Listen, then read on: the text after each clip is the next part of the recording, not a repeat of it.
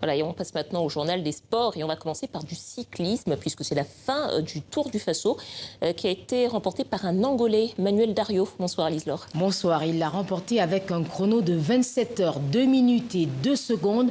Manuel Dario devient le premier Angolais à remporter le Tour du Burkina Faso. Alors aujourd'hui, 73 coureurs ce matin sont partis de Kombisiri pour Ouagadougou et évidemment, les Burkinabés sur les 100 km à parcourir voulaient s'illustrer et surtout contrarier le plan des Angolais qui sont en tête du classement général. Alors c'est Abdoulaye Salama qui va lancer le premier assaut, suivi par 4 coureurs. Mais 5 km plus loin, ils sont rattrapés par le peloton. Vigilante, l'équipe de Manuel Dario, le maillot jaune, contrôle sous le regard du président du Faso toutes les échappées. Et ces duels, vous allez le voir, ne perturbent guère les petits vendeurs des renommés poulets bicyclettes de Ouagadougou. Enfin, tout proche de l'arrivée, Bachirou Nikiema lance un sprint ravageur. Le Burkinabé s'impose dans la liesse générale, prend la 5e place du Tour et sauve l'honneur national. Une performance qui n'a aucune incidence pour l'Angolais Dario Antonio qui conserve le maillot jaune. Au classement général, il devance son compatriote Bruno César Arroyo et le Suisse Ronas Doring. Au niveau sportif, les coureurs dans l'ensemble sont satisfaits. On les écoute. C'est vraiment une édition, en tout cas, je trouve qu'elle est vraiment formidable. Vu l'organisation, ils ont relevé des défis. Cette année, le Tour du Faso était vraiment merveilleux parce que ça roule à vive allure.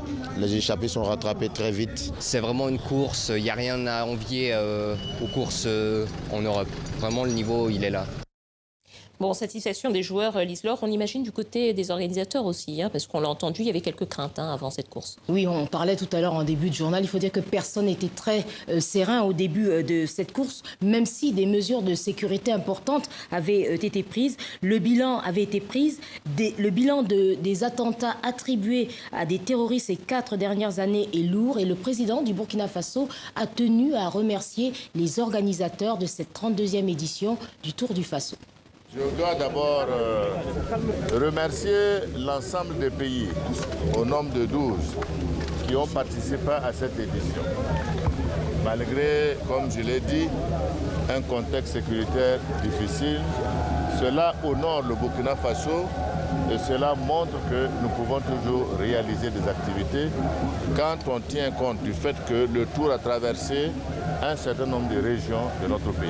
Le Burkina Faso, par définition, est un pays du vélo.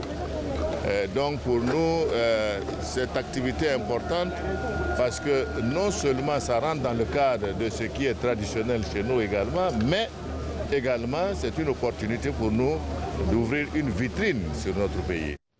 Voilà, on va passer au l'athlétisme, Lise-Laure, et puis c'était le marathon de New York aujourd'hui. Et encore une fois, évidemment, les Kenyans sont illustrés. Et aussi bien chez les hommes que chez les femmes. Alors dans le marathon masculin, Geoffroy Kamyoror, vainqueur déjà de cette course en 2017, s'est imposé à Central Park devant son compatriote Albert Korir en 2 heures, 8 minutes et 13 secondes, après une accélération fulgurante dans les 5 derniers kilomètres.